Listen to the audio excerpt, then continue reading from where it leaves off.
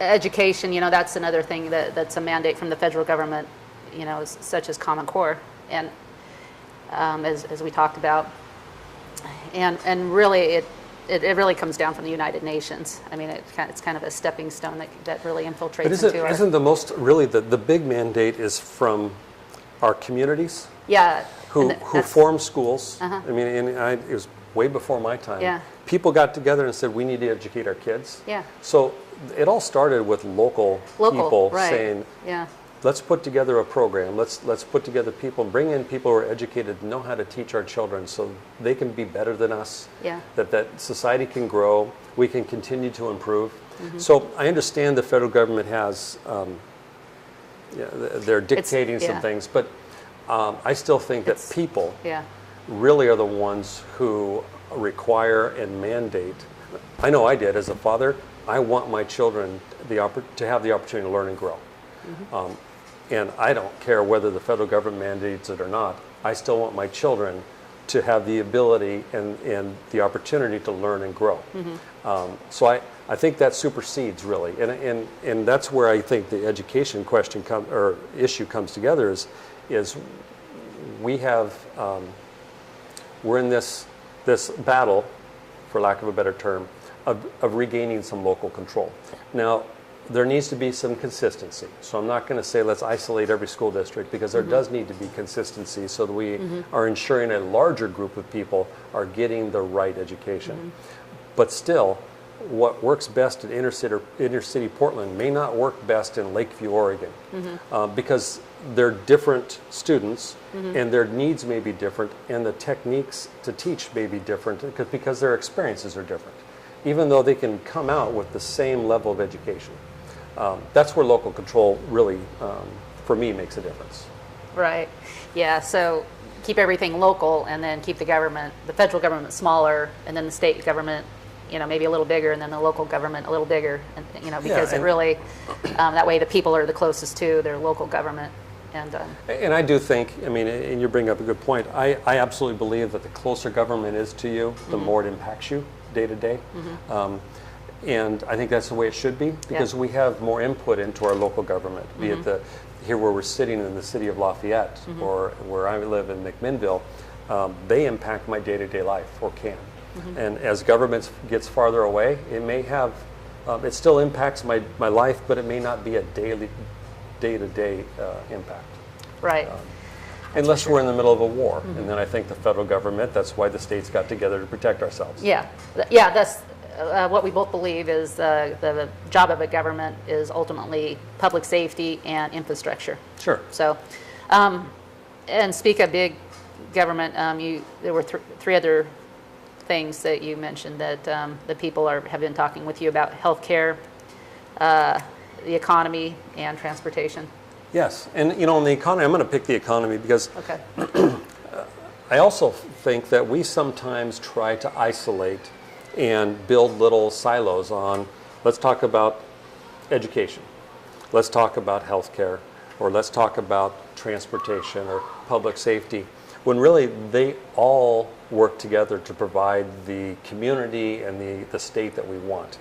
You poke here and you're going to get a poke out over here. And I believe the foundation of that is our economy, is business enterprise.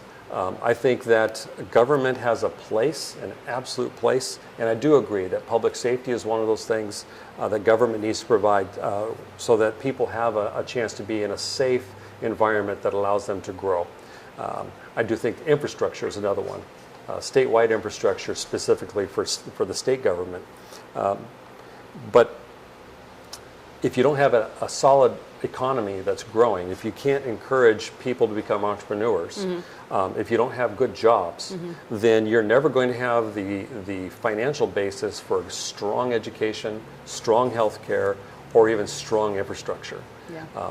And that means that government needs to be large enough but small enough. And that government needs to get into a position, and this is a big thing, where it can be trusted again.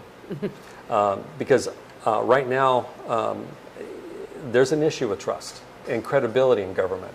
Yeah, and hardly not, anybody trusts the government anymore. right, and it's the institution, because I've found some just amazing, wonderful men and women that serve in the state legislature. And I know from my experience that serve on city councils and county commissions, but the institution of government right now with people is always suspect. Yeah. And I think we need to do a better job of ensuring that our dollar goes as far as it can, that we understand we are granted the opportunity to administer and provide safety and infrastructure for people as a collective, so that we can all be better. So I picked the economy because I think that is the genesis of everything. Yeah. And without a strong economy, we will never have all the other Good schools, things. good transportation, good healthcare. Absolutely. Yeah. Now that doesn't mean, I'm going to pick on something I hear once in a while, is that doesn't mean we have to sacrifice workers or our environment. We have just an amazing natural resource in Oregon. And I'm going to get back to working together. I do not believe that you have to isolate. I don't believe that our environment and the economy and the worker actually are all mutually exclusive. I don't believe they're adversaries. I believe that you can have a strong economy, protect the worker, and protect the environment. And that can all be done through private business. Yeah. I think we sometimes get so held up in our extreme positions that we forget to look for areas where we can actually work together. And there are a lot of ways that we can come together, find common ground, protect our environment, protect our workers, and have a strong economy still. Right. Well, what you were talking about before the show is, before the environmentalists got so much control, the entrepreneurs themselves, like the loggers, they had a stake into protecting the growth of the trees. We were talking everything. about the Owyhee area and the whole potential of it becoming a national monument, and that's one example. There are others, but there's an example of where farmers, ranchers, loggers, hunters, for centuries have been in this area, and it is the area it is, and it's so desirable now because of the way farmers, ranchers, loggers, and hunters have taken care of it. So the federal thought of coming in to protect it from the farmers, ranchers, loggers, and hunters who have created it seems ludicrous to me. And I think there's an example of how we can actually work together to continue to take care of the resources that we've been blessed with in this great state, without hurting industry, without hurting people and workers, and without putting people out of jobs. Yeah. Well, when I was younger, it was the spotted owl that they were talking about, and that's why they closed off logging. And I don't remember what the latest is on that, except to say that it wasn't true, and there wasn't an agenda behind it. And so, we talk about special interests. People talk about special interests and trying to get special interests out of our government. And when people, they spout off things like spotted owl for a reason to stop logging altogether, or most of it. Look at, follow the money. Where is that going? And because it's hurt our economy big time because of that lie. But there have been times when we haven't been good stewards. Yeah. And as an example, there are workers out there who have been abused. Yeah. And there have been times when our environment has been abused. And it doesn't have to be that way. Yeah. We can make it work together. Yeah. We need to be conscientious. We need to move forward. But we can actually take care of all that together.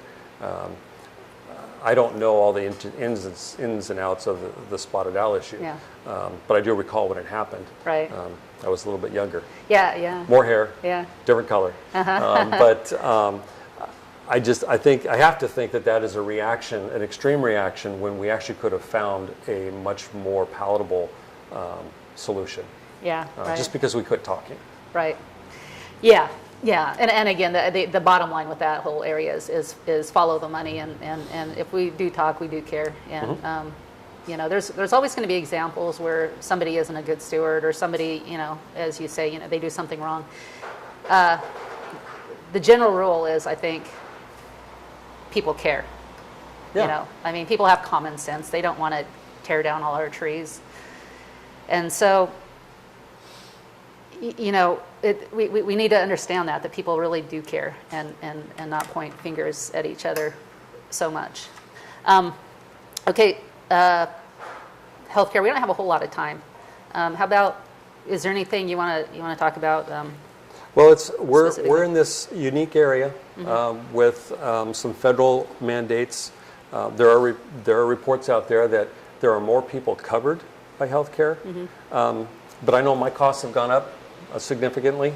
So there's this balance, and when I talk to the CEO at our local hospital, or a lot of my family's in healthcare, so I'm not only a consumer, I get to see the other side of it with some practitioners, and we still need work to massage what we have. Yeah. I quite honestly haven't decided myself whether we need to throw it away and start over, because sometimes that can be more damaging. Yeah. And I don't know yet. And that may be a solution, but I do know that where we are right now is not working as well as it could be, and we need to continue to work to make sure people have access to affordable health care. Well, it's my understanding too, is that everybody in government doesn't have the same health care as everybody else. I mean, you have two classes of people: the elites, you know, or those just serving in government. You know, they might be great. I mean, I think Representative Jim Widener was telling me that they had a completely different insurance, and it wasn't his choosing. But that's what the government that voted to mandate things on us. There are some issues. There are some issues with every legislative body where there are certain laws that apply differently to them, and I am absolutely appalled by those. I don't think that's right. It's disgusting. I think it is more people knew that. absolutely. You talk about a moral and ethical issue. That is one. And I don't care if it's the United States Congress or if it's state legislatures. It's wrong.